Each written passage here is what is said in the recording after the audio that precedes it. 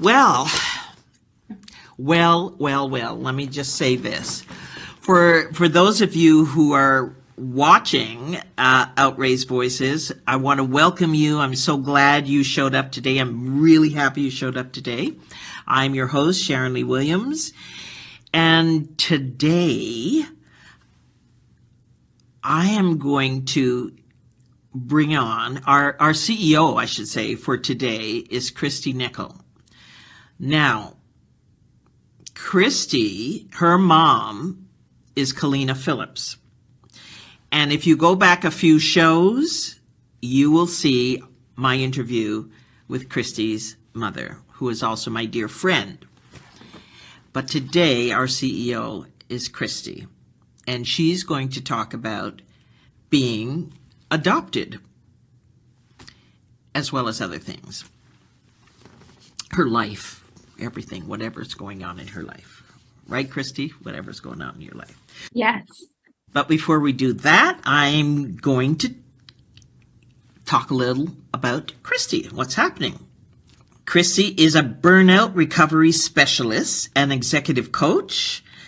And Christy has equipped countless small business owners, successful professionals, and other service providers with the tools they need to break through burnout. Having experienced burnout multiple times in her 20-year career as a professional sports therapist, she witnessed firsthand the impact that stress had on her body and the lives of her clients. Her program helps successful professionals have more time, regain their energy, and find their joy again, without having to go on stress leave or walk away from the success they've created. Clients constantly tell her how amazed they are with how quickly she helps them sleep better. Oh, I can go for that. Feel calmer and have more energy while continuing to thrive professionally.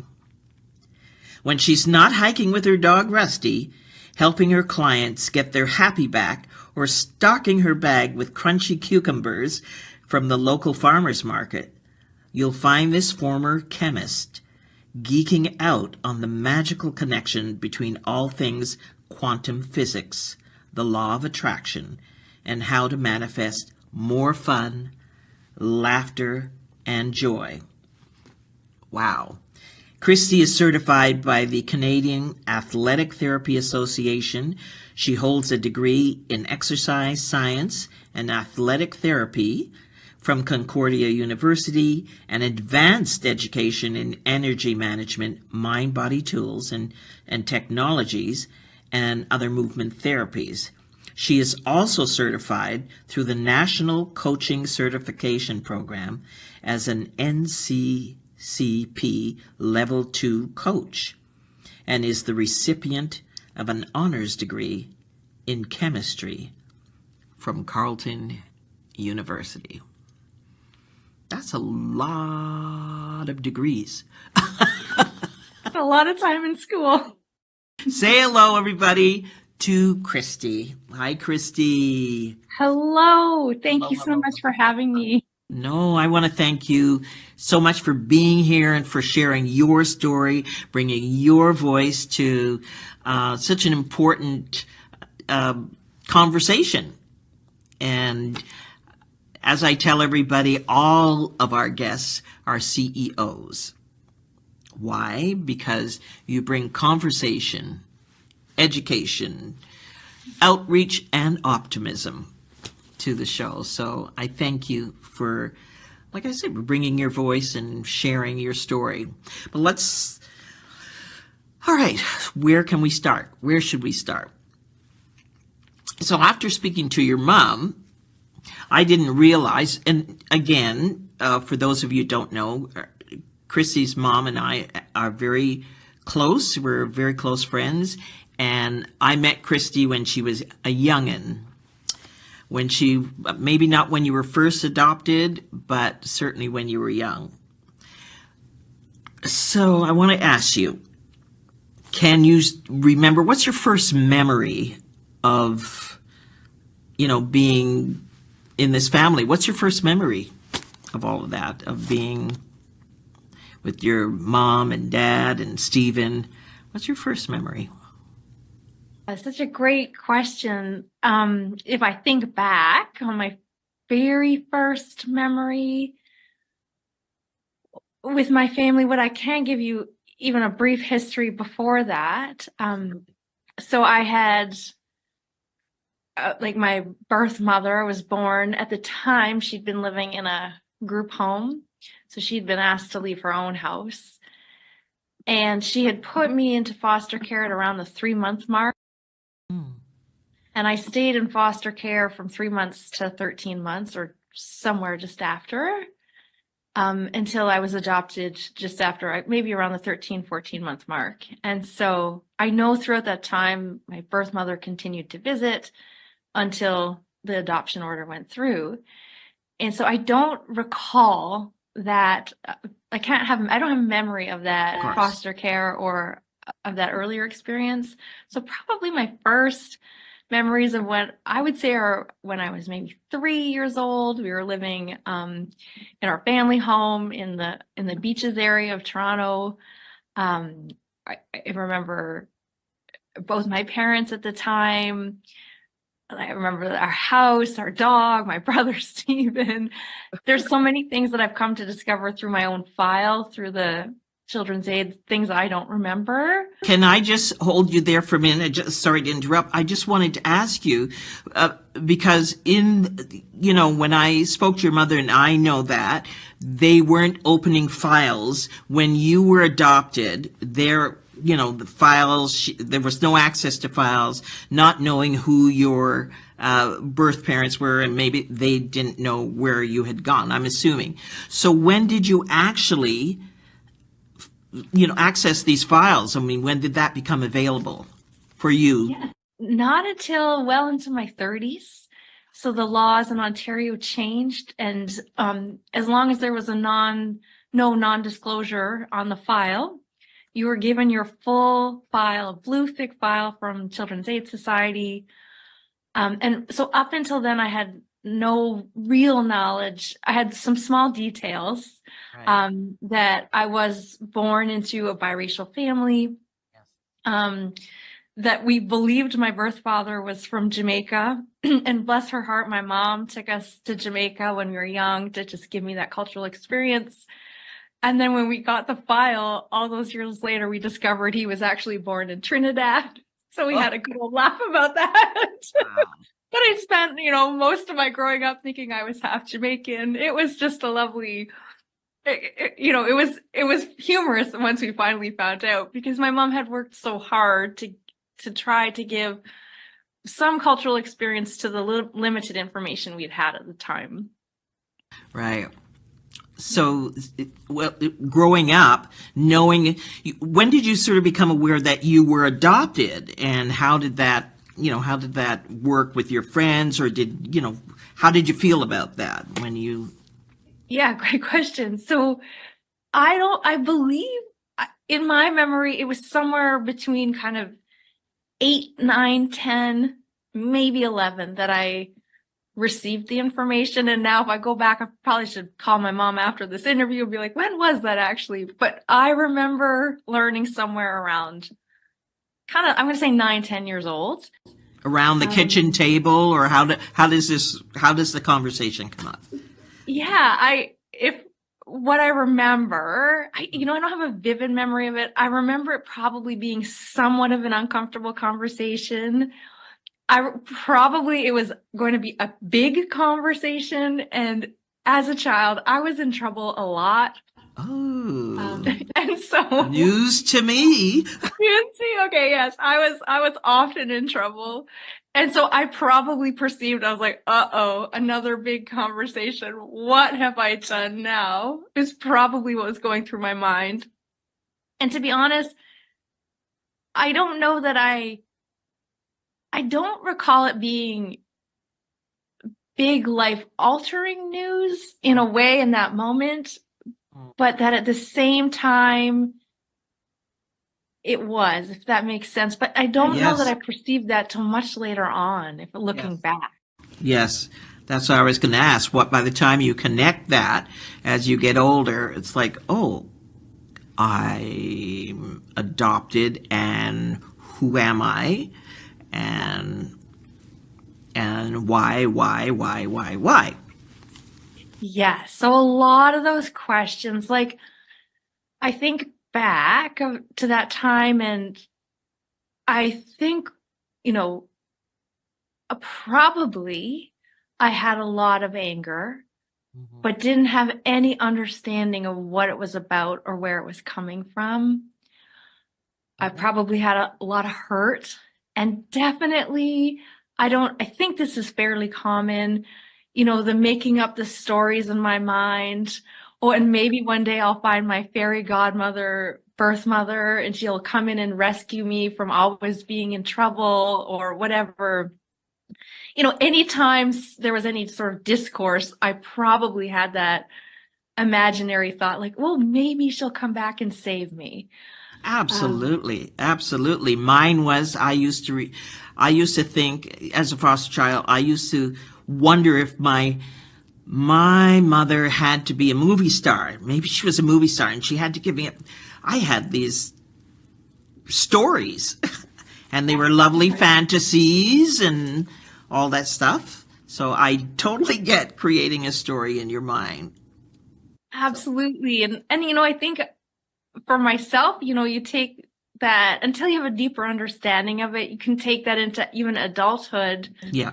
creating almost like fantasy connections, with people or beyond, or I don't know how to describe that exactly, but this place of like almost assuming that something will be the rescue when really, in fact, it's yourself.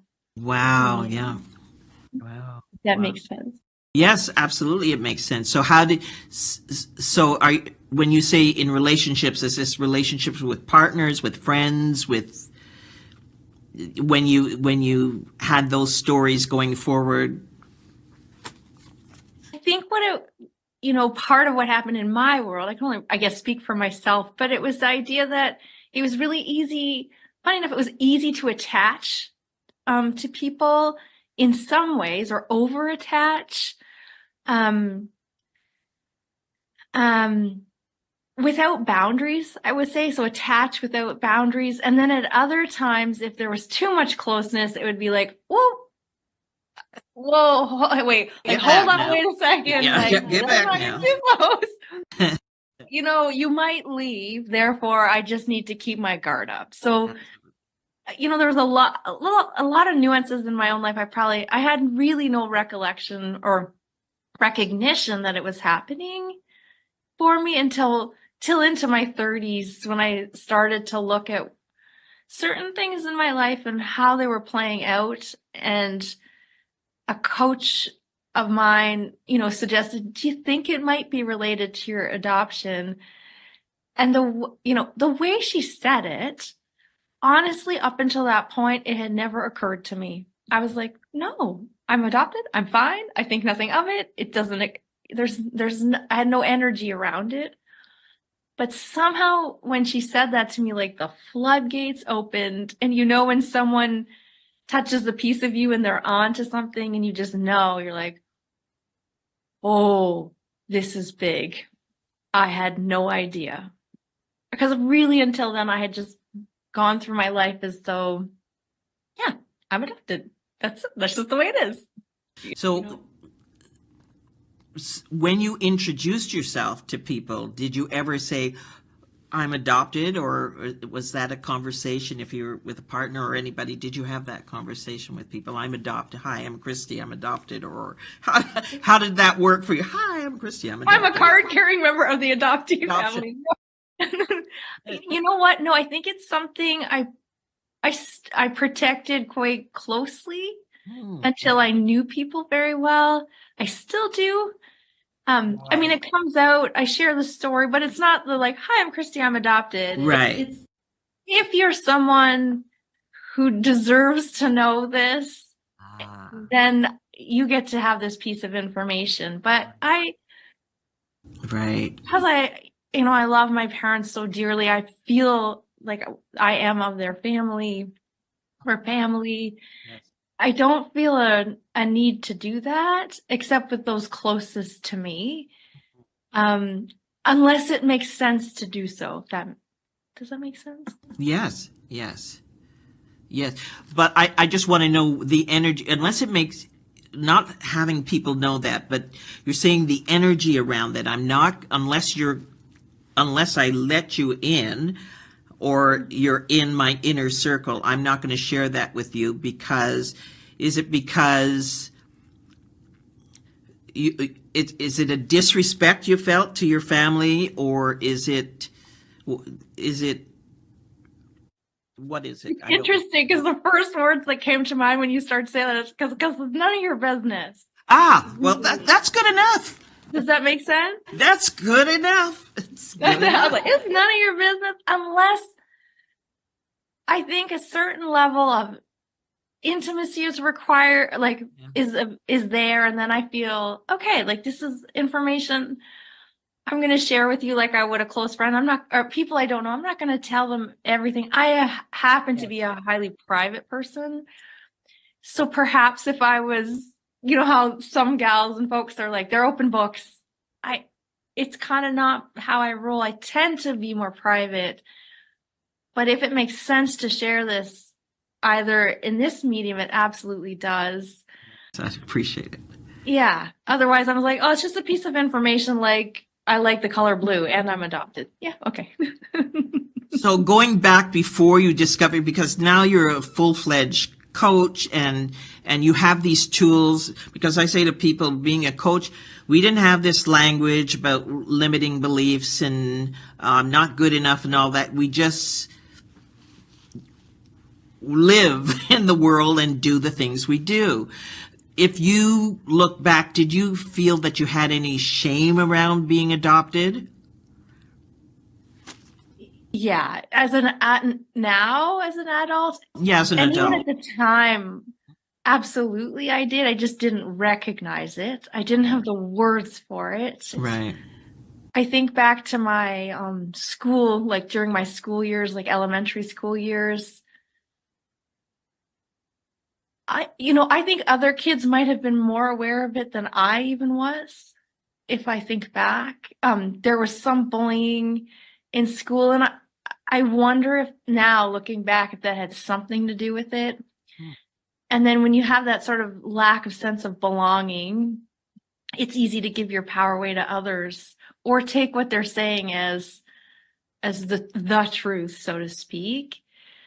So I think I definitely had a lot of shame, but would never have had the words for it until I was well into my 30s. Of course, when we have this languaging, we don't know how we're reacting. Why are we reacting this way? And how did we bring it into these relationships as we got older? It's a big thing, because I do understand having shame around, I had shame around being a foster child. So I ask you that, and we reacted in two different ways because we're unique people. So now as a coach, what tools did you find for yourself that help you to maybe look at this as sort of resilience or strength, or take all of these things and put it, the Christy mélange, as you put it, and say, well, yeah, I'm Christy and I'm made up of all this. What tools did you use to say, okay? Yeah. I think the earliest part, so I think in my early 30s, that's when I knew something was up. And perhaps if I look back, I can say maybe I was at the edge of my coping skills at the time. And I was in business, I'd started in a business, but I think I had a lot of anxiety. I would say, I don't know that I was ever diagnosed this way, but if I could look at it, I would have said I had some clinical depression at the time. And I just knew I felt blah, and I couldn't understand. Up until then, I'd been always able to sort of mask it with the like happy on the outside, but feeling kind of crappy on the inside.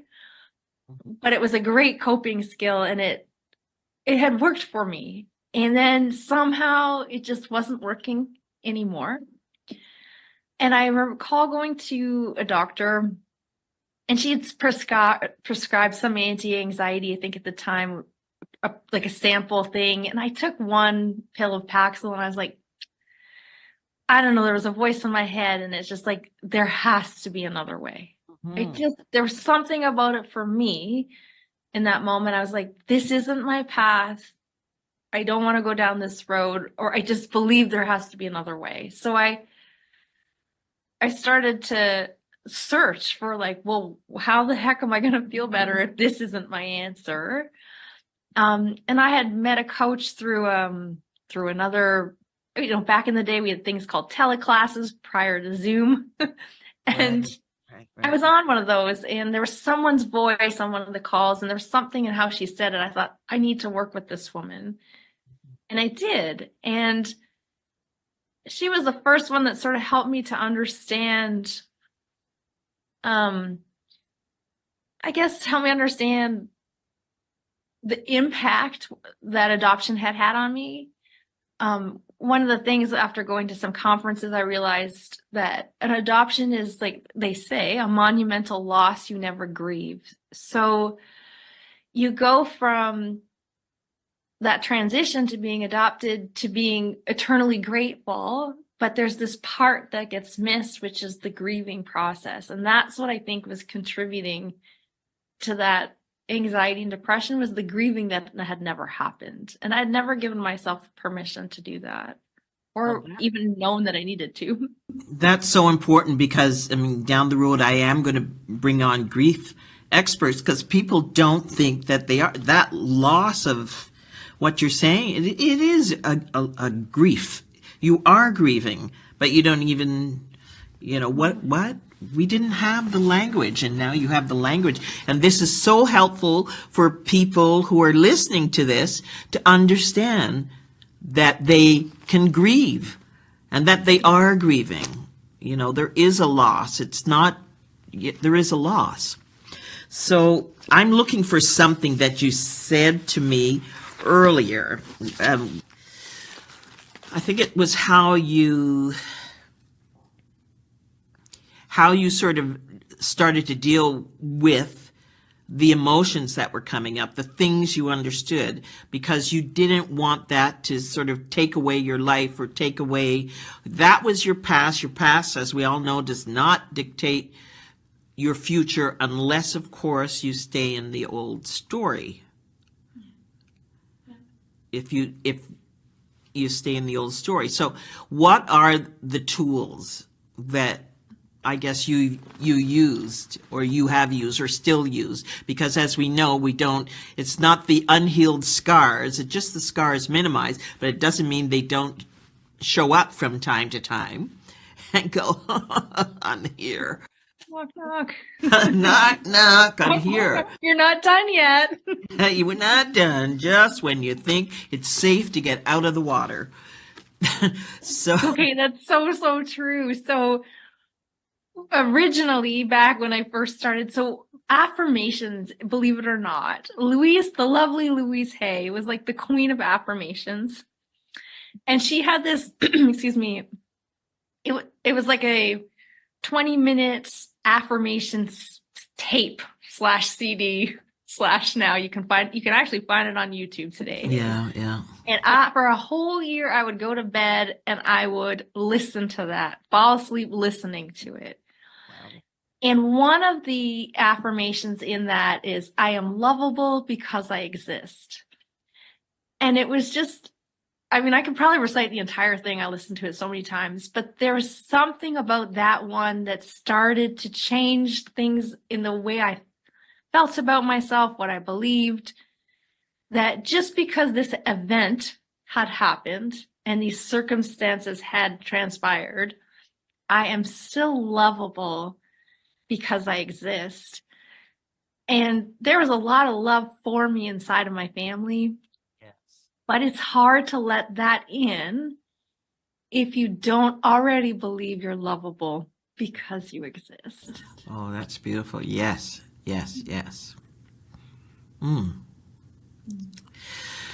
So my next question for you is, really about your biological mother or father or both.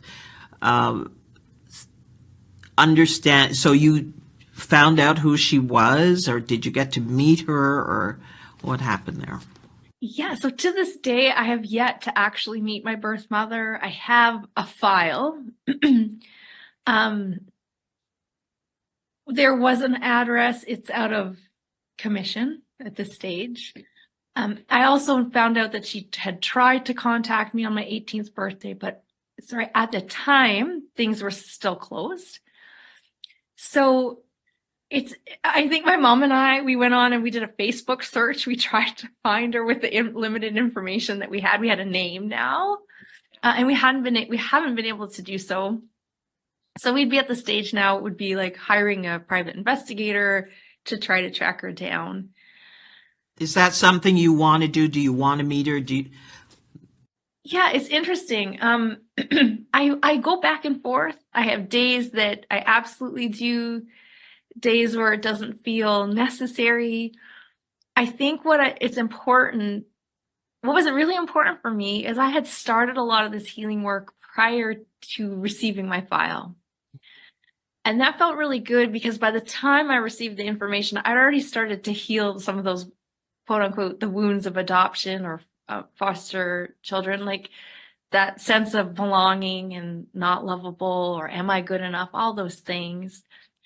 And I got to a point where I think at this stage, the one deepest reason I would have is just to express my sincere gratitude for the absolute pain of the decision that would have been. For having the courage to make the decision, for walking away. For clearly she wanted to stick around, but just was not in the circumstance to do that. Right. And so I have just profound gratitude for her courage and her loss too. And her loss. That's beautiful, Christy. It's great that you've arrived at that. Yeah. Yeah. And that's a sense of, so you feel fulfilled with that, because would it make a difference if you met her except to see maybe the visuals or, something like that, or to know if you had extended family, but you have family. What is family? Well, that's it. That's to me, I was like, I have a great, beautiful, loving family. They love me deeply. Yes. I feel very fortunate and blessed to have just a really loving relationship with both of my parents. And I have zero doubt that they love me as their own daughter, No, they do. No doubt whatsoever. And you have a wonderful your brother, Stephen. Yes. And, nieces and nephews. Nieces. You're full.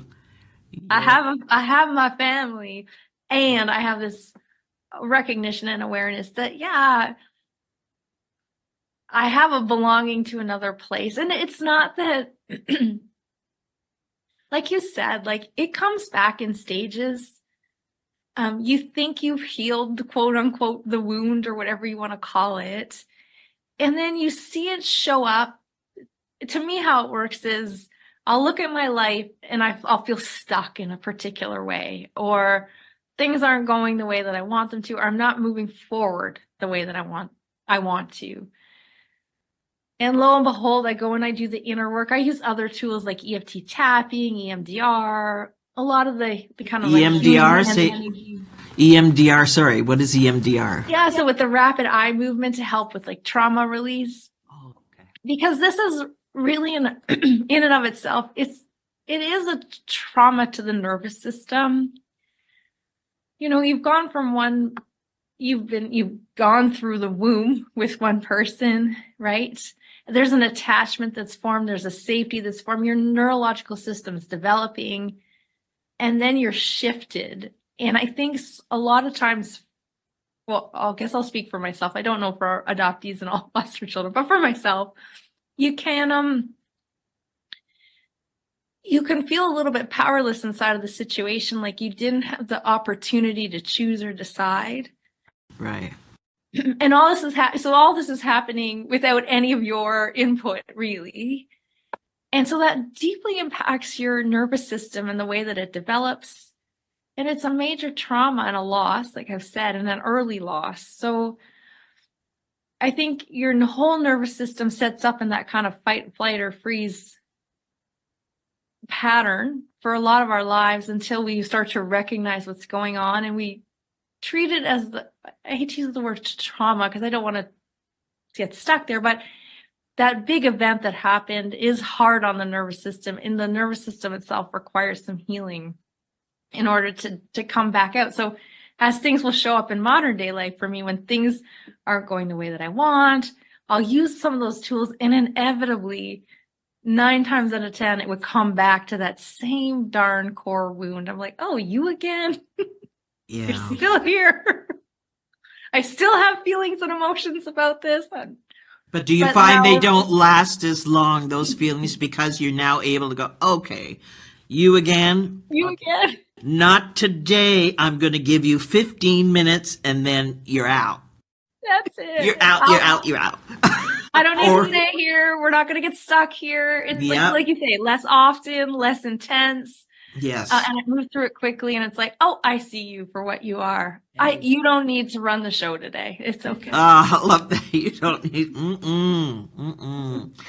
So before we close, I want to know, what advice would you give to? I have adult adoptees who are still somewhere, can be stuck in that feeling of lack of belonging and attachment and why me, and in a sense it's victimhood, but I totally get it. But what can you say to them that would encourage them or inspire them to, you yourself are an inspiration, but are there some things you could sort of help them to move forward with? I think that first thing would truly be to give yourself that permission to grieve fully and to treat it as the monumental loss that it has been in your life. And grief has stages. Grief has anger to it. It's got all stages of it. So it's not just the initial sadness, but then the anger and then the emotions. It's just giving yourself to feel the fullness of the emotions. But the beautiful part about emotions is if they're well articulated, they can be short-lived. And I think if you're struggling to do it yourself, then to reach out to somebody with a conscious awareness, like, I think I got this thing that might be affecting me. And I'm open and willing just to look at it and to know that you'll most likely gain strength through that. While it may be vulnerable, you'll gain strength. Oh, that's wonderful. Well, Christy, one more thing. What are you grateful for today? Oh my gosh, so much. First of all, I'm just grateful for this opportunity to be here. And I hope that one little gold nugget has helped one human in some way, and to know that there's always hope, and that, I'm just grateful for the resilience that I do have, the family that I have, and just, I have so much love. I live in a beautiful place in the mountains of British Columbia. I get to hike, spend time with my dog, my husband. It's just a very wonderful place to be in nature, and I partake in it fully. So I appreciate that, and I'm so grateful. And I appreciate you, Christy. Thank you so much for being open and vulnerable. As I said to your mom, I know this is not an easy conversation. And again, knowing your mom all the years that I've known your mom, I didn't know this, some of what she spoke about as well as you. We didn't know that. And you didn't know that I was a foster child. So that's why I wanted to have these conversations, to bring them out into the open where people can feel free to talk about it, or at least hear about it, or if you're curious.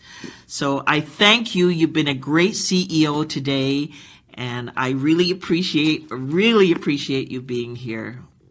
And I appreciate you, for doing this. Thank you.